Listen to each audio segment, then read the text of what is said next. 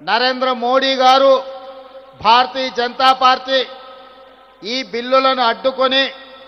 తెలంగాణ బలహీన వర్గాలకు అన్యాయం చేస్తుంటే ఇక గల్లీలో ఉండలేక ఢిల్లీలోనే తేల్చుకుందాం పదండి,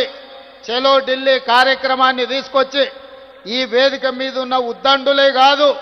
తండాలలో, గూడాలలో, మారుమూల పల్లెల్లో కాంగ్రెస్ పార్టీ జెండా మోసిన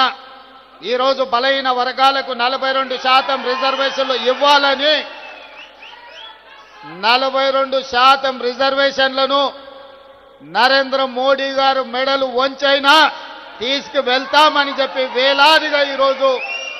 జంతర్ మంతర్లో ఈ ధర్నా దీక్షలో కూర్చున్నారు. మిత్రులారా, హైదరాబాదు నగరంలో, తెలంగాణ ప్రాంతంలో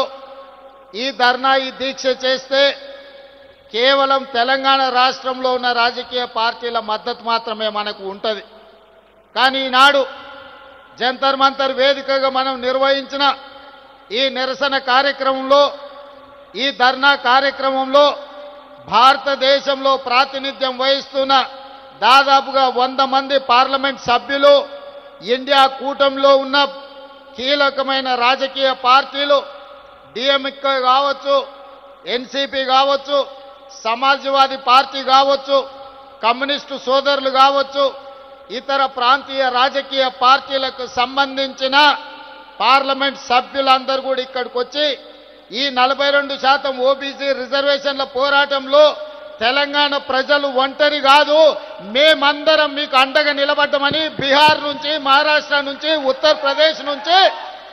వివిధ రాష్ట్రాలకు సంబంధించిన రాజకీయ పార్టీలు తమిళనాడు నుంచి కూడా వచ్చి మా రాష్ట్రాల కోట్లాది మంది ప్రజల మద్దతు మీకు ఉంది, మీరు కొట్లాడండి,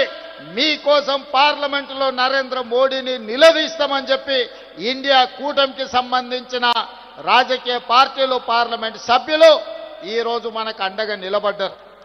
ఇవాళ 100 మంది పైగా పార్లమెంట్ సభ్యులు, తెలంగాణ మంత్రివర్గం మొత్తము, పార్లమెంట్ సభ్యులు, శాసన మండలి సభ్యులు, శాసన సభ్యులు, వేలాది మంది తెలంగాణ నలుమూలల నుంచి వచ్చిన మిమ్మల్ని చూసిన తర్వాత నాకు 100% సంపూర్ణమైన విశ్వాసం కలిగింది.